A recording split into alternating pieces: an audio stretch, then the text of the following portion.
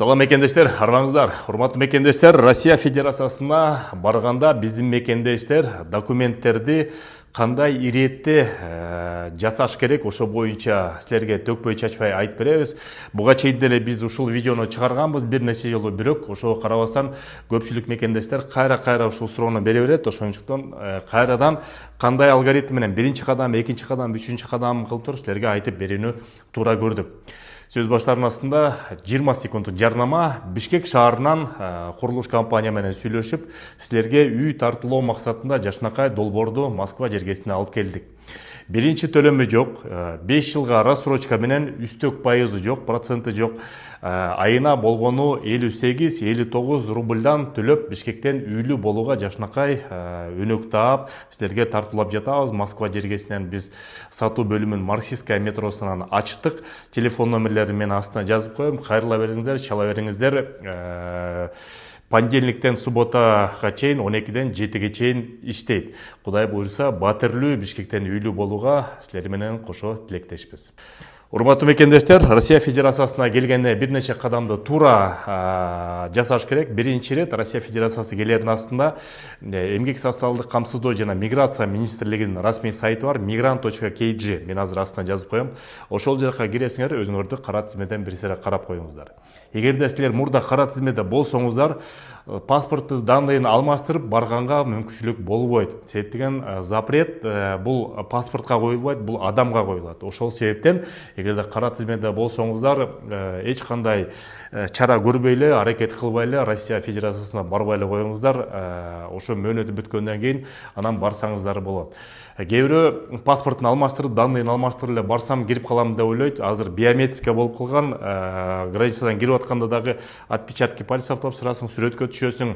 Ошонун негизинде бат эле чыгарып коет. Ошонун негизинде силерге дагы көбүрөөк жылга кылмыш ишинде козгошуп коюшу мүмкүн, анан көбүрөөк жылга запрет да коюп коюшу мүмкүн. Ошон үчүн кара тизмеде болсоңуздар, Россияга аракет кылбай эле коюңуздар. Экинчи кадам бул биринчи рет 30 күндүн ичинде сөзсүз түрдө медосвидетельствование жана дактилоскопияны өтүш керек. Мурда 90 күндүн ичинде эле, азыр 30 күндүн ичинде болуп калды. Ошону эске алыңыздар. Москва, Московская область, ММС Сахаровага барабыз. Ошол жерден бир сере өтөбүз. Бирок мурда сифилиске анализ берсек, наркологияга анализ берсек, флюорография бул туберкулезгө анализ берсек жана ВИЧ инфекцияга анализ берсек, азыр дагы 2 анализ кошулду. Бул гепатит Б жана гепатит С. Ошон үчүн силердин каныңарда гепатит Б же гепатит С болсо, ошону дагы эске алыңыз. Бул Россия Федерациясы кирүүгө тыюу болуп калды. Ошо экинчи кадамды бул 30 күндүн ичинде өтөбүз сөзсүз түрдө. Ошо 30 күндүн ичинде өткөндөн кийин үчүнчү кадам бул регистрация, миграциялык каттоого турабыз. Эгерде силер эмгек келишиминин негизинде кирсеңиздер, анда Амина, эмгек мигрант болсоңуздар, Амина приложениясын көчүрөсүңөр. iOS-ка дагы, Android-ка дагы ошо Амина приложениясы аркылуу кайсыл жерде жашасыңар, кожоюнга айтпай эле, хозяйкага айтпай эле, өзүңөр самостоятельно коесуңар, эч ким эчтеке дебейт. Ал үчүн силердин хозяйкаңар квартиранын батырын ээси налог төлөбөйт, МВДга билинбейт. Ошол жакта эле турасыңар, канча киши квартирада жашасаңар, ошо Аминаны күйгүзүп алыңыздар. Эң негизгиси ошо жашаган жерде болуш керек. Эгерде сиздер ушул жерден дагы тактап кетчү нерсе, цель въезда частный визит деп кирсеңиздер, гости болуп кирсеңиздер, транзит деп кирсеңиздер, туризм деп кирсеңиздер, силерге Амина приложениясын коюуга болбойт. Силер мурдагыдай кагаз регистрацияны жасатышыңыздар керек сөзсүз түрдө. Андан тышкары, бирок силер эмгек келишим менен кирип туруп, трудовой работа деп кирип туруп, бирок отельде, хостелде, гостиницада жашасаңыздар, анда силерге бумажный регистрация жасап беришет ошол жерден. Ошо бумажный регистрация менен жүрө бересиңер. Бул үчүнчү кадам. Төртүнчү кадам болсо бул эмгек келишим. Сөзсүз түрдө Россия Федерациясында көпчүлүк биздин мекендештер ошо эмгек келишимдин негизинде реестрге түшүп калып атат. Бул реестрге түшкөн Себеп налог төлөш керек, эмгек келишим негизинде налог төлөш керек. Эгерде силердин жумуш берүүчү менен эмгек келишим юрлицо менен түзө албасаңыздар, анда ар бирибиздин эле Россиянын жаран таанышыбыз бар, гражданско-правовой договор. Ошону эле түзүп коюңуздар. Гражданско-правовой договордун негизинде эмгектенип, ошо юридикалык ыкмал эле ошол документ менен жүрө берсеңиздер болгону эле. Бир тактап кетчү нерсе, госуслугиден ошо силер менен келишим түзгөн киши силерди жумушка алдым деп МВДга уведомление берип коюш керек.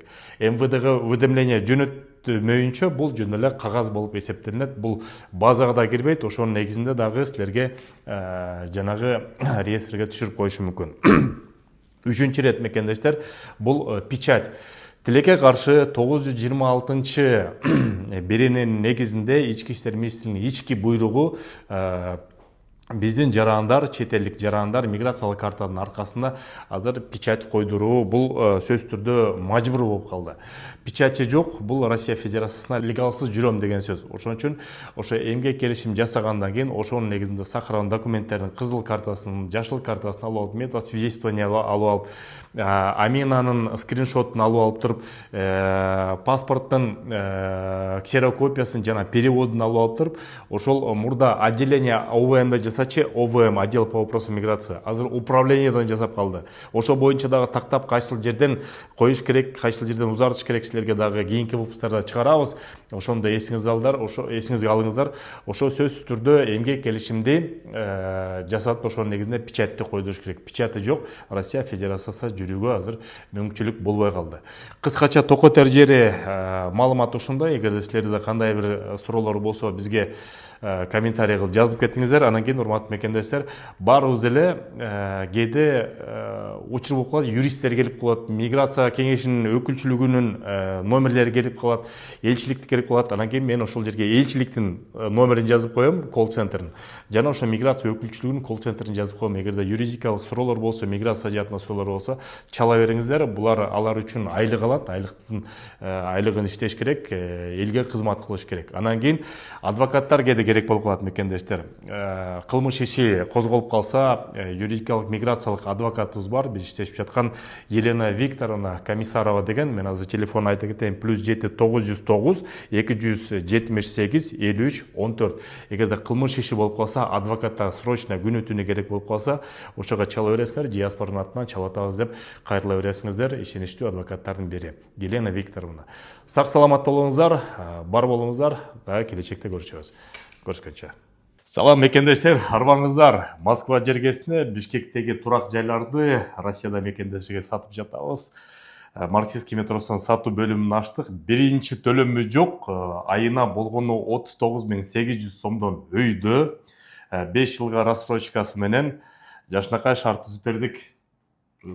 Кичине турак жай боюнча маалымат бере кетейин. Өзү 18 гектар жерде ичинде мектеп, детский сад, поликлиника, торговый центр жана өзүнүн паркы менен турак жай кетет. Керектүү нерсенин баары ичинде болот. Бул жакта бүт квадратураларды сунуштай алабыз. 41 квадрат метрден баштап 99 квадрат метрге чейин келип алып кетсеңиздер болот. Кайрылыңыздар, себептен батирлер биринчи төлөм жок болгону 100 батирди сатып атабыз. Анын жарымдан көбү сатылды. Силер үчүн ушул долбоорду алып келдик. Кошумча сөз. Бул жакта эми WhatsAppка жазсаңыздар болот, же болбосо чалсаңыздар болот. Эми биз очередь менен жооп беребиз. Азыр аябай көп заявка болгондуктан очередь менен жооп берип жатабыз. Күтөбүз сизди. Астына дарегинде жазып коем, телефонда жазып коем, толук маалыматты алып туруп офистен келип Бишкектен батирлүү болуңуздар.